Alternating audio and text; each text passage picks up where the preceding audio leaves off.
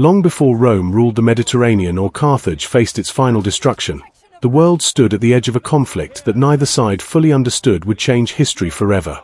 Imagine two rising powers, shaped by completely different cultures, values, and ambitions, suddenly forced into the same narrow battlefield.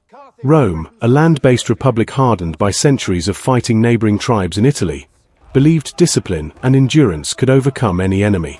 Carthage, a wealthy maritime empire born from Phoenician traders, trusted its gold, fleets, and mercenaries to protect its dominance. Between them lay Sicily, a fertile island at the heart of Mediterranean trade routes, and control of this island would decide who truly ruled the Western Sea. What began in 264 BCE as a local dispute between Sicilian cities quickly turned into the First Punic War, a brutal 23-year struggle that neither Rome nor Carthage could easily escape once it began. At the center of this brewing storm was Messana, a strategic city on Sicily's northeastern coast. The city had been seized years earlier by a group of Italian mercenaries known as the Mamertines, who lived by violence and extortion. When the powerful city of Syracuse moved to reclaim Messana, the Mamertines panicked and appealed for help, first to Carthage. Carthage, already maintaining influence over much of western Sicily, quickly saw an opportunity. Carthaginian forces entered Messana, installing a garrison that secured a foothold dangerously close to Italy itself. From Rome's perspective, this was unacceptable. Carthaginian ships already dominated the sea. Now Carthaginian soldiers stood just across the narrow strait from the Italian mainland. Roman leaders debated fiercely. Supporting the Mamertines meant aiding criminals, but allowing Carthage to expand unchecked threatened Rome's long-term survival. In the end, fear outweighed moral hesitation, and Rome chose war. When Roman legions crossed into Sicily, they were stepping into an unfamiliar world. Unlike Italy, Sicily was a chessboard of alliances, fortified cities, and naval supply lines. Rome's strength lay in its infantry, disciplined citizen soldiers trained to fight face-to-face on land. Carthage, by contrast, relied on professional mercenaries from Africa, Iberia, and Gaul, backed by a powerful navy that had ruled Mediterranean waters for generations. Initially, Rome scored quick successes on land, forcing the Carthaginians to withdraw from Messana and weakening their influence in eastern Sicily. Yet victory on land alone was not enough. As long as Carthage controlled the sea, it could reinforce its armies, resupply besieged cities, and strike wherever it chose along the coast. Rome soon realized that to win this war, it had to do something revolutionary, become a naval power almost overnight. This decision marked one of the most daring gambles in Roman history. Rome had little experience with large-scale naval warfare, while Carthage had been sailing and fighting at sea for centuries. According to tradition, the Romans captured a Carthaginian shipwreck and used it as a model to build an entire fleet. Within a short time, hundreds of warships were constructed, crewed by men who had never fought on the open sea. To overcome their lack of naval skill, the Romans invented the corvus, a heavy boarding bridge that turned sea battles into infantry fights. When the fleets clashed at Mylae in 260 BCE, Roman innovation shocked the Carthaginians. For the first time, Carthage suffered a major naval defeat, losing dozens of ships and the aura of invincibility it had long enjoyed. Rome did not yet control the sea, but it had proven that Carthage could be beaten. As the war expanded, so did its scale and brutality. Roman fleets pushed northward, driving Carthaginian forces out of Corsica and cutting into their maritime network. Encouraged by these successes, Rome made a bold and dangerous move in 256 BCE, an invasion of North Africa itself. The logic was simple but risky. If Carthage could be defeated on its own soil, the war might end quickly. Roman armies landed near modern-day Tunisia and at first achieved surprising victories, devastating the countryside and threatening the city of Carthage itself. Panic spread among Carthaginian leaders. Facing disaster, they sought peace, but the terms demanded by Rome were crushing, requiring massive territorial concessions and tribute. Carthage refused to surrender its future. Instead, Carthage adapted. It rebuilt its army around strengths Rome feared most: fast cavalry and war elephants. Under new leadership, Carthaginian forces struck back with devastating effect. In 255 BCE, Roman armies were decisively defeated, driven toward the sea, and forced into a desperate retreat. Nature then delivered another cruel blow. As Roman survivors attempted to return home, violent storms shattered their fleet, killing tens of thousands of men. The Mediterranean, which Rome sought to master, reminded them how unforgiving it could be. Losses on both sides were staggering. Ships sank, armies vanished, and entire generations were consumed by a war that showed no sign of ending. By this point, the First Punic War had become a test not only of military strength but of endurance, resources, and political will. Rome, despite repeated disasters, refused to give up. Its system of citizen soldiers and political determination allowed it to raise new armies and rebuild fleets again and again. Carthage, though wealthy, struggled with internal divisions and reliance on mercenaries whose loyalty depended on payment. Sicily remained the blood-soaked center of the conflict, its cities besieged, its fields burned, and its people caught between two relentless powers. As the war dragged on, both Rome and Carthage moved closer to exhaustion, yet neither could afford defeat. What began as a limited intervention had transformed into a fight for dominance of the Western Mediterranean, setting the stage for even greater sacrifices, deeper hatred, and a rivalry that would not end with this war alone. As the war entered its middle years, the intensity of the conflict escalated to unprecedented levels, transforming what had begun as a local territorial dispute into a relentless struggle for survival and supremacy. Rome's early naval victories, though impressive, had not yet secured complete control of Sicily, and the island remained a perilous arena where each side tested its strength, cunning, and endurance. The Carthaginians, though shaken by the defeat at Mylae, refused to yield. With their immense wealth, they replenished their fleets, hired new mercenaries, and relied on the experience of seasoned generals to challenge Rome's audacious rise. For the Romans, every step forward required immense human and material sacrifice, as inexperienced sailors were thrown into dangerous battles against veterans of the sea, and armies marched repeatedly into hostile territory, beset by disease, hunger, and the constant threat of counterattacks. In this phase, the war became less about quick victories and more about endurance, adaptation, and sheer tenacity, testing the resilience of both powers in ways that would leave permanent scars on their societies. By 260 BCE, Rome had recognized that the path to victory would demand daring and unorthodox strategies. Having limited experience in naval warfare, they invested heavily in innovation. The introduction of the corvus had initially shifted the balance, but Carthage adapted quickly, changing formations, deploying more agile ships, and emphasizing superior maneuvering techniques.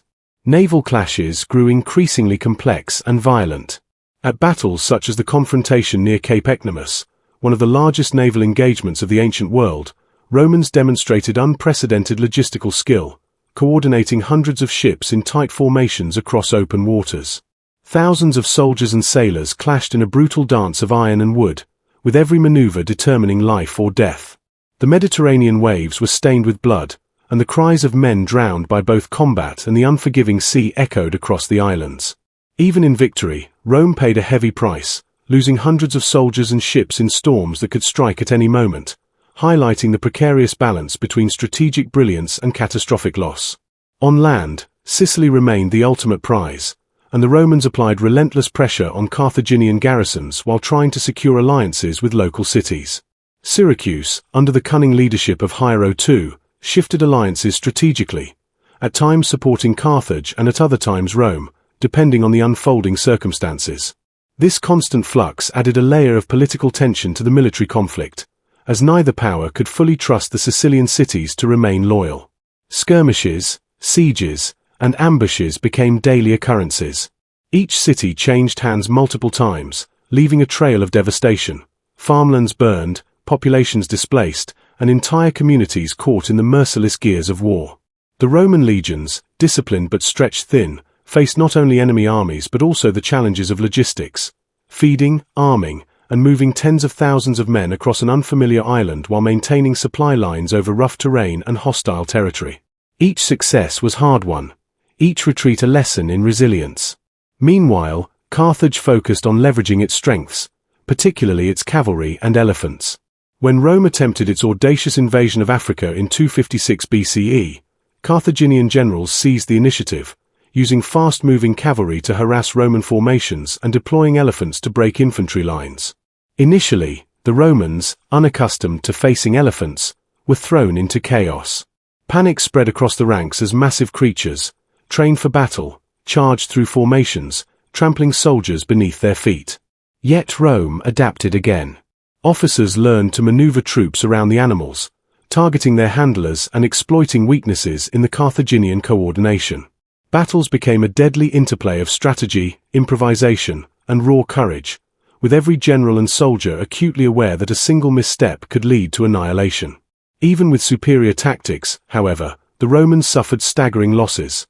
Thousands fell in combat, while countless others succumbed to disease, exposure, or drowning during transport across the Mediterranean. Similarly, Carthage, despite its initial tactical advantage, could not escape attrition.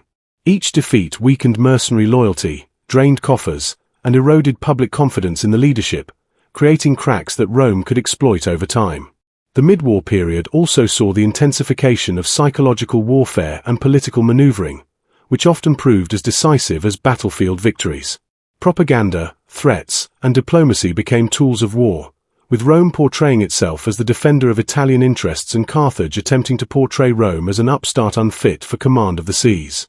Both sides sought allies outside Sicily, trying to disrupt each other's trade and naval supply lines. Rome's aggressive expansion of its fleet and repeated incursions into Carthaginian-held territories sent shockwaves across North Africa and the Italian peninsula. The Carthaginian economy, dependent on trade and tribute from colonies, felt the pressure of repeated raids and blockades. In turn, Rome learned that sustained warfare required not just brave soldiers, but political cohesion, public support, and an unwavering commitment to objectives that could span decades. Generals had to make life-and-death decisions under immense pressure, and even minor errors could cascade into catastrophic outcomes. Each year of the conflict added layers of complexity, illustrating how war was no longer merely a series of battles but a multidimensional struggle involving logistics, morale, and political calculation. By 255 BCE, the mid-phase of the First Punic War reached one of its most dramatic peaks. Roman forces, attempting to consolidate their African campaign, faced overwhelming Carthaginian resistance, leading to a decisive counterattack. The result was catastrophic. The Roman army, exhausted and depleted, was forced into a retreat toward their ships, only to be caught in violent storms. Thousands drowned in the Mediterranean, leaving entire units annihilated and families back home in grief. Carthage, while victorious on the battlefield, had not crushed Rome. The Republic's resilience was proving almost impossible to extinguish. Sicily remained contested, its cities battered, its civilians enduring years of siege, famine, and uncertainty. Both sides realized that the conflict would not end quickly, that each victory came with a heavy toll, and that the war was evolving into a grinding, relentless confrontation. By the end of this phase, it was clear that the First Punic War was not merely a contest of arms but a war of endurance, innovation, and unyielding ambition, where every decision carried consequences that could alter the balance of the Mediterranean for generations. As the First Punic War dragged into its later years, both Rome and Carthage found themselves locked in a deadly cycle of innovation, retaliation, and exhaustion, a conflict that now extended far beyond Sicily to touch the shores of Africa and the vast expanse of the Mediterranean Sea. Rome, relentless and stubborn, refused to accept defeat, rebuilding fleets destroyed by storms and replenishing legions devastated by battle. Every loss was a lesson, and every victory, no matter how costly, strengthened their resolve to dominate the seas and secure Sicily once and for all. Carthage, on the other hand, faced mounting internal pressures. Reliance on mercenary armies, while effective in the short term, strained the treasury and created fissures in loyalty. Every commander knew that mistakes in leadership could have catastrophic consequences, yet their experience in strategy and mastery of the seas allowed Carthage to keep Rome at bay, transforming what seemed like an inevitable Roman conquest into a prolonged, unpredictable struggle that left both sides teetering on the brink of disaster. By 254 BCE, the war had become a relentless war of attrition, with neither side willing to yield an inch. Rome's legions, disciplined and adaptable, conducted prolonged sieges across Sicilian cities, wearing down Carthaginian garrisons through a combination of encirclement, starvation, and relentless harassment. Yet Carthage's mastery of the sea allowed supplies, reinforcements, and counterattacks to reach beleaguered cities with startling regularity, frustrating Roman commanders and prolonging the conflict. The Romans, initially hesitant to fight far from their homeland, had learned to integrate naval operations with land campaigns, coordinating fleets and legions with precision. Battles at sea remained perilous, as violent storms and unpredictable currents destroyed ships just as surely as enemy forces did. At the same time, disease ravaged armies on both sides, with unsanitary camps and inadequate medical knowledge claiming thousands more than combat ever could. For the soldiers trapped in this endless war, every day was a struggle against both man and nature, with the horizon offering little hope of respite. Rome's ambitions soon extended to Africa, where the Roman Senate sought to deliver a decisive blow to Carthage and bring the war to a swift conclusion. In 256 BCE, a massive Roman expeditionary force crossed the Mediterranean, landing near Carthage heartland in North Africa. Initial progress was remarkable.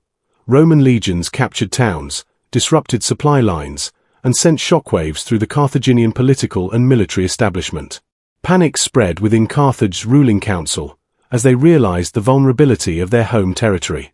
Yet the Romans, bold as they were, miscalculated the resilience of the Carthaginian defenses. Carthage, relying on its formidable cavalry and the terrifying power of war elephants, launched a counteroffensive that caught the Romans off guard. The disciplined infantry, unaccustomed to facing such creatures, initially faltered as the elephants plowed through formations, scattering soldiers in chaos. Cavalry units, fast and mobile, harassed Roman flanks and supply lines, slowing advances and inflicting heavy casualties. Rome's initial euphoria was replaced by grim determination, as generals had to quickly adapt to an enemy using both psychological and physical warfare to devastating effect. The year 255 BCE brought one of the most catastrophic disasters of the entire war. The Romans, forced to retreat from their African campaign after suffering defeat in open battle, attempted to return to Sicily by sea. Yet the Mediterranean, ever capricious, unleashed violent storms that decimated the fleet. Thousands of soldiers and sailors drowned, their bodies lost to the waves, while ships splintered against rocky coasts. The psychological impact of this loss was immense. Rome had proven resilient on land and innovative at sea, but the raw power of nature reminded them that even the mightiest armies were vulnerable. Carthage, despite winning a temporary reprieve, was also weakened. Its mercenaries, expensive to maintain, grew restless, and its citizens faced food shortages and economic strain caused by years of continuous warfare. Sicily remained contested, with cities alternating under siege and occupation, leaving its population caught in an unending nightmare. The war had evolved from a conflict over islands into a grinding contest that tested endurance, willpower, and the ability to innovate under constant threat. The later years of the war also revealed the brutal realities of prolonged conflict. Entire towns were razed, agricultural lands destroyed, and civilians forced to endure sieges that left them starving and vulnerable to disease. Soldiers on both sides lived under constant fear, facing ambushes, sudden naval attacks, and the unpredictability of mercenary forces whose loyalty could shift with a paycheck. Commanders on both sides were forced into decisions that balanced strategic necessity against human cost, and even minor miscalculations could result in the annihilation of entire units. For Rome, the lesson was clear. Victory required persistence, adaptability, and the willingness to pay almost any price to control the Western Mediterranean. Carthage, while formidable and wealthy, was beginning to feel the cumulative effects of decades-long campaigns, recognizing that even innovation and skilled generals could not indefinitely offset the relentless pressure exerted by Rome's disciplined, citizen-driven military machine. As 254 to 253 BCE progressed, the tide slowly but inevitably began to favor Rome. Their mastery of coordinated naval and land campaigns allowed them to tighten control over Sicily's western regions, isolating Carthaginian garrisons and cutting supply lines. Carthage responded with fierce resistance, throwing every available resource into defending its holdings, but the war had reached a point where endurance mattered more than tactical brilliance. Every Roman legion, every fleet, every battle contributed incrementally to a cumulative advantage that would eventually prove decisive. Yet the suspense of the conflict was relentless. No victory was permanent, no loss final. Both powers teetered between triumph and disaster with each campaign, and the human cost was staggering. By the later stages of the First Punic War, it had become evident that this was not a war of quick glory but a struggle defined by resilience, strategic ingenuity, and the willingness to endure the unimaginable to secure an enduring legacy in history. As the First Punic War approached its final years, the relentless conflict had reshaped both Rome and Carthage in ways that no leader could have predicted. What had begun as a struggle over Sicily and strategic ports had evolved into a titanic contest for survival and dominance in the western Mediterranean, testing the limits of human endurance, ingenuity, and ambition. Rome, once a land-focused republic wary of naval warfare, had transformed into a formidable maritime power. Years of relentless shipbuilding, tactical innovation, and daring experimentation with crews unfamiliar with the sea had forged a navy capable of challenging Carthage's centuries-old maritime supremacy. Carthage, once confident in the invincibility of its fleets and mercenary armies, now faced a Rome that had learned, adapted, and refused to surrender, demonstrating the terrifying ability to recover from disasters, endure unimaginable losses, and strike back with unyielding determination. The decisive shift toward Rome's advantage came from their unrelenting focus on Sicily, the jewel of the western Mediterranean. Over decades of intermittent battles, sieges, and naval skirmishes, Roman commanders meticulously isolated Carthaginian strongholds, cutting off supplies and reinforcements. Cities that had once seemed impregnable now faced starvation, mutiny, and siege engines that relentlessly hammered walls until resistance faltered. Rome's ability to combine land-based tactics with naval supremacy created a pressure Carthage could not match. Each Roman victory, however costly, eroded the morale of Carthaginian garrisons and mercenaries alike, while simultaneously emboldening local allies and encouraging neutral cities to side with the seemingly unstoppable Roman Republic. The battlefields of Sicily became a chessboard of strategy, where every move had to account not only for enemy actions but also for the unpredictable effects of terrain, climate, and local political dynamics. Rome's naval dominance grew into a decisive factor as Carthage struggled to maintain its lifeline across the Mediterranean. The Romans, having perfected the use of the corvus and learned to navigate rough waters under duress, began intercepting Carthaginian supply ships, cutting off crucial reinforcements, and forcing enemy fleets into confrontations on Roman terms. Carthaginian generals, aware of the growing threat, attempted daring raids and counteroffensives, but even their superior experience at sea could not overcome the combination of Roman determination, numbers, and relentless innovation. Battles such as those near the Aegates Islands in 241 BCE exemplified the culmination of Rome's persistence.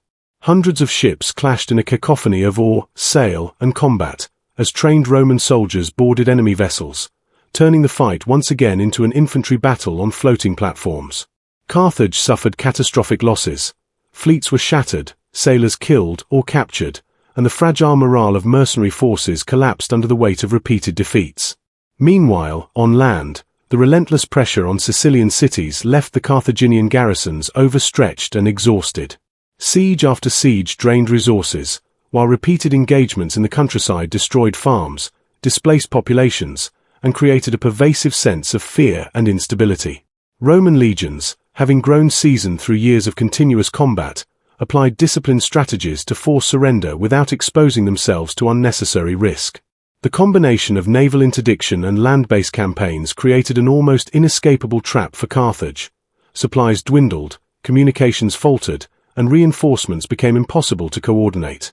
The Sicilian population, exhausted and desperate, increasingly turned toward Rome for protection, further weakening Carthaginian influence.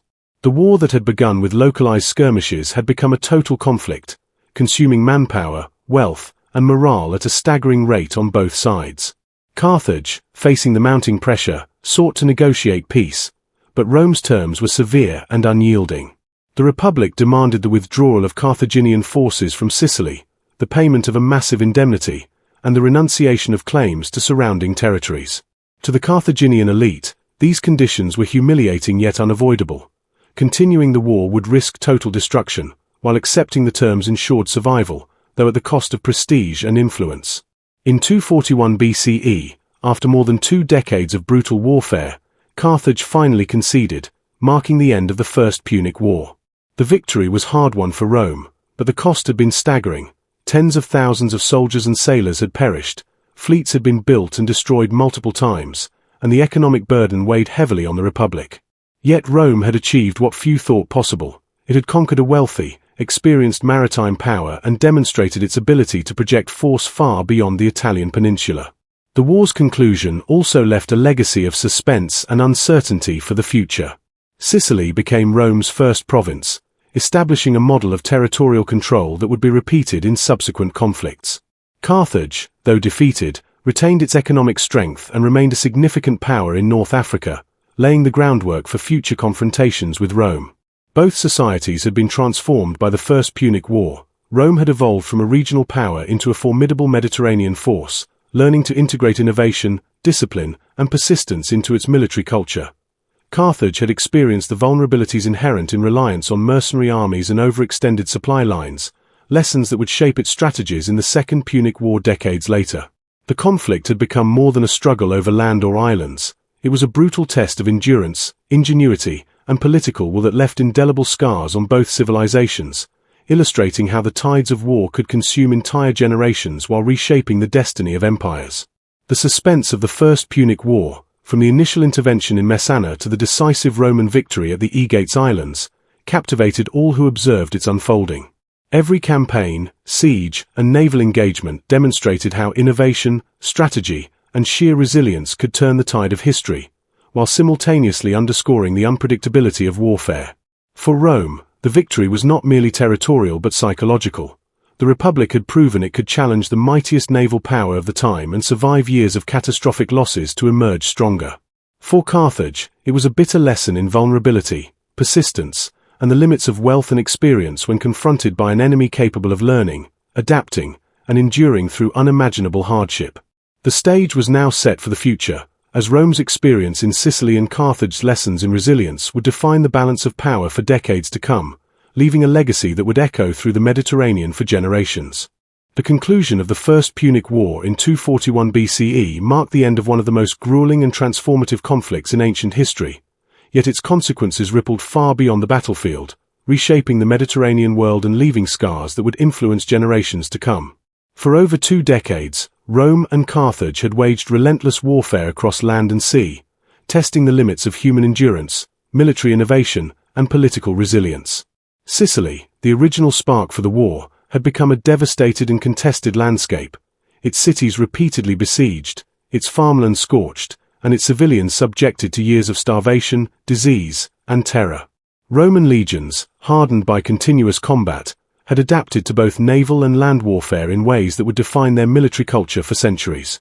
Carthage, despite its defeat, had demonstrated remarkable adaptability, resilience, and tactical ingenuity, relying on mercenary forces, war elephants, and superior naval knowledge to extend a war that had initially seemed unsustainable. The First Punic War was no longer a mere territorial dispute. It had become a total war, a clash of civilizations whose outcomes would influence political, economic, and military decisions for decades. The human cost of the conflict was staggering and often underappreciated in historical accounts. Tens of thousands of soldiers on both sides perished in pitched battles, sieges, and naval engagements, while countless more succumbed to disease, exposure, and starvation. Ships that had taken months to build were lost in storms or enemy attacks, and entire legions were annihilated during retreats or forced marches across treacherous terrain. Civilians bore the brunt of the war's devastation, with entire towns destroyed, crops burned, and families uprooted in the chaos of occupation and siege. The psychological toll was equally immense. Soldiers who survived repeated defeats had to rebuild their courage and discipline, while commanders faced impossible decisions with the lives of thousands resting on their judgment. Carthage's reliance on mercenaries created a volatile dynamic, as loyalty was often tied to pay rather than allegiance, adding another layer of uncertainty to every campaign. Rome, by contrast, cultivated citizen soldiers whose commitment to the Republic and willingness to endure hardship became a defining feature of their military culture, allowing them to persevere through losses that would have broken lesser powers. Economically, the war placed unprecedented strain on both empires. Carthage, dependent on trade networks and the wealth of North African cities, saw its resources diverted to maintain armies, fleets, and mercenary loyalty over 2 decades of continuous conflict. Every loss at sea or on land required costly replacements, and repeated disruptions to commerce weakened the economy further, creating tension among the ruling elite and the citizenry. Rome, though initially less wealthy, had developed an astonishing capacity for resource mobilization, raising new legions and fleets even after devastating defeats and maritime disasters. The Republic's ability to endure financial strain and maintain military production became a cornerstone of its eventual success, demonstrating that victory in such a protracted war required more than tactical brilliance. It demanded organizational resilience, political cohesion, and the ability to learn and adapt from each failure. The war had transformed both societies, leaving Rome strengthened, disciplined, and poised for expansion, while Carthage, though still wealthy and influential, faced the reality that even the most formidable mercenary armies and experienced generals could be overcome by persistent, organized opposition. The First Punic War also left a profound legacy on military strategy and the understanding of warfare.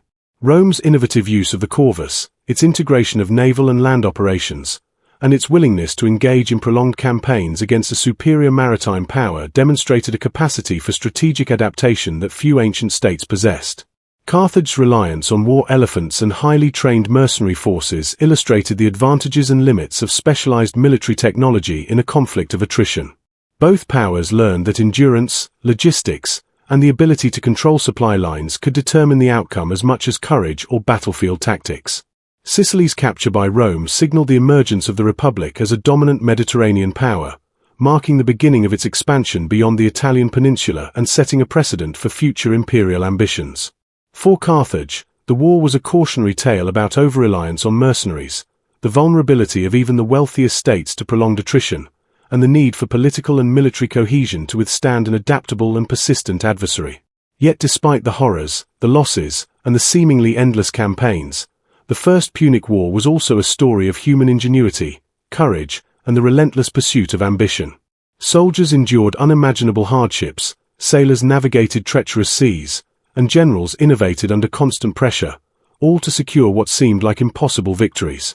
For the modern observer, the conflict offers lessons not only in military strategy but also in resilience, leadership, and the complex interplay between politics, economics, and warfare. Rome's eventual triumph did not come from a single decisive battle but from years of persistent effort, learning from mistakes, and the unyielding determination of a society committed to survival and expansion. Carthage, despite defeat, remained a formidable power and would rise again in future conflicts, ensuring that the rivalry born in Sicily would echo for generations. The First Punic War stands as a testament to the stakes of war, the cost of ambition, and the enduring power of human determination in the face of seemingly insurmountable challenges.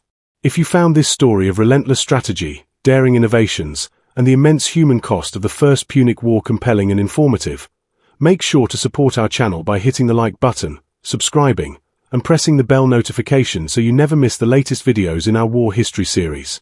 By joining our community, you'll gain access to detailed explorations of battles, strategies, and political intrigues that shaped the course of history, from ancient wars like this one to modern military conflicts. Don't miss the opportunity to witness history come alive and understand the sacrifices, innovations, and pivotal moments that determined the fates of empires. Your engagement allows us to continue producing accurate, educational, and captivating content. So click that subscribe button now and stay tuned for our next thrilling exploration into the epic battles that changed the world forever.